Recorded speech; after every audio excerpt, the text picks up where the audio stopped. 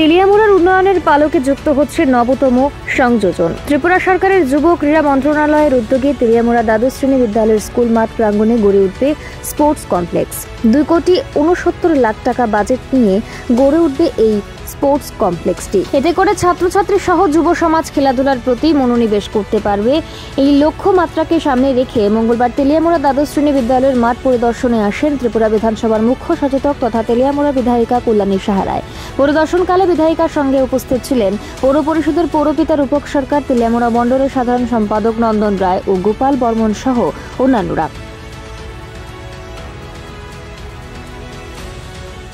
মুহূর্তে Teliamura higher secondary স্কুলের প্লেগ্রাউন্ডে আছি। এটা মাঠটা তো টিসিএ নিয়েছে লিজে, তো এখানে আমরা একটা স্পোর্টস কমপ্লেক্স করতে যাচ্ছি। ত্রিপুরা সরকারের যুব ক্রীড়া মন্ত্রণালয়ের পক্ষ থেকে এই স্পোর্টস কমপ্লেক্স তেলিয়ামুড়ার জন্য স্যাংশন করা হয়েছে এবং টেন্ডার প্রসেস কমপ্লিট, এখন কাজ ধরবে। তাই আমরা সাইট সিলেকশন করে আমরা ওই এজেন্সির কাছে জায়গাটা হ্যান্ডওভার করার জন্য আমরা এসেছি। সঙ্গে রয়েছেন আমাদের মাননীয় চেয়ারম্যান তেলিয়ামুড়া মিউনিসিপ্যালিটি, আমাদের এই ওয়ার্ডের কাউন্সিলর, আমাদের তেলিয়ামুড়া মণ্ডলের জেনারেল সেক্রেটারি তারা রয়েছেন। অন্যদিকে তেলিয়ামুড়া নেতাজি নগর স্থিত মহাশ্মশান ঘাটের সার্বিক উন্নয়নের কথা মাথায় রেখে পৌর পরিষদের চেয়ারম্যান, ভাইস চেয়ারম্যান সহ পৌর পরিষদের ইঞ্জিনিয়ারদের নিয়েও এদিন মহাশ্মশান ঘাট পরিদর্শন করেন তিনি। তেলিয়ামুড়া মিউনিসিপ্যালিটির চেয়ারম্যান, ভাইস চেয়ারম্যান, আমাদের এই এলাকার কাউন্সিলর, আমাদের তেলিয়ামুড়া মণ্ডলের সাধারণ সম্পাদক সবাইকে নিয়ে এবং মার্চেন্টের সেক্রেটারি, অ্যাসিস্ট্যান্ট সেক্রেটারি সবাইকে নিয়ে নেতাজি নগর স্থিত যে মহাশ্মশান, এই শ্মশান আমরা পরিদর্শনে বেরিয়েছি। আমরা এই শ্মশানের ডেভেলপমেন্টের জন্য কিছু প্রকল্প হাতে নিয়েছি। আমাদের সাথে মিউনিসিপ্যালিটির ইঞ্জিনিয়ারও ছিলেন বিজুবনবাবু।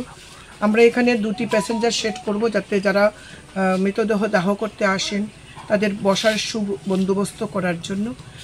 পাশাপাশি আরও কয়েকটা সিটিং অ্যারেঞ্জমেন্ট করা, জলের ব্যবস্থা করা, নতুন ক্রিমিশন আরেকটা তৈরি করা, ক্রিমিশন সেন্টার আরেকটা তৈরি করা। বর্তমানে ম্যানুয়ালি একটাতে চলছে, দুটোতেই চলছে, আরও একটি করা। আর আমাদের তো যেটা ইলেকট্রিক ক্রিমিশন, এটা তো উদ্বোধন হয়ে গেছে, জেনারেটরের টেন্ডার হয়ে গেছে, আমরা এটাও চালু করে দেব।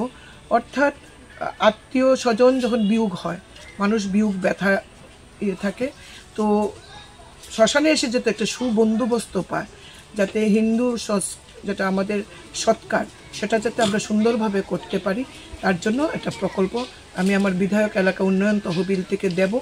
আমাদের মিউনিসিপ্যালিটির থেকেও প্রপোজাল পাঠানো হয়েছে, যেটা রাজ্য সরকার কর্তৃক গৃহীত হয়েছে। ফান্ড আসলে আমরা বাকি কাজগুলিও করব। আপাতত আমরা পেপার টাইলস দেওয়া, যাত্রী শেড, এগুলো আমরা করছি। পাশাপাশি তেলিয়ামুড়া পুরো এলাকায় পানীয় জলের সমস্যা দূরীকরণের লক্ষ্যে রাজ্য সরকার চাকমাঘাট স্থিত খোয়াই নদীতে যে ইনটেক ওয়েল নির্মাণ হচ্ছে, সে কাজের অগ্রগতি দেখতে বিধায়িকার নেতৃত্বে এক প্রতিনিধি দল চাকমাঘাট স্থিত সেই স্থান পরিদর্শন করেন। সব মিলিয়ে বলাই চলে কয়েকটা দিনের অপেক্ষা আর মাত্র, এরপরেই তেলিয়ামুড়াবাসী উপহার পাবে একাধিক নিত্য নতুন উন্নয়নের নবতম সংযোজন। এতে করে তেলিয়ামুড়াবাসীর মান উন্নয়নে অনেকটাই অগ্রগতি ঘটবে বলে আশাবাদী বিধায়িকা কল্যাণী সাহা রায়। চাকমাঘাট স্থিত যে আমাদের ইনটেক ওয়েল, জলের পানীয় জল, তেলিয়ামুড়া মিউনিসিপ্যালিটির 15টি ওয়ার্ডে পানীয় জল দেওয়ার জন্য যে সরকার যে ব্যবস্থাপনা করেছেন, তার কাজ চলছে।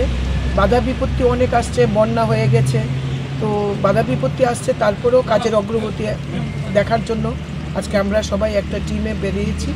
চেয়ারম্যান রয়েছেন আমাদের সাথে মিউনিসিপ্যালিটির, বাকি আমাদের তেলিয়ামুড়া মণ্ডলের প্রত্যেক কার্যকর্তা রয়েছে, তো আমাদের কাউন্সিলর বিমল রক্ষিত রয়েছে। আমরা সবাই মিলে এসেছি কাজের অগ্রগতি দেখা, কন্ট্রাক্টরের সাথে কথা বলা, ইঞ্জিনিয়ারের সঙ্গে কথা বলা, আর কতদিন লাগবে এই কাজটা সম্পূর্ণ করতে, পুরো বিষয়টা নিয়ে একটা আলোচনার জন্য আমরা এখানে এসেছি।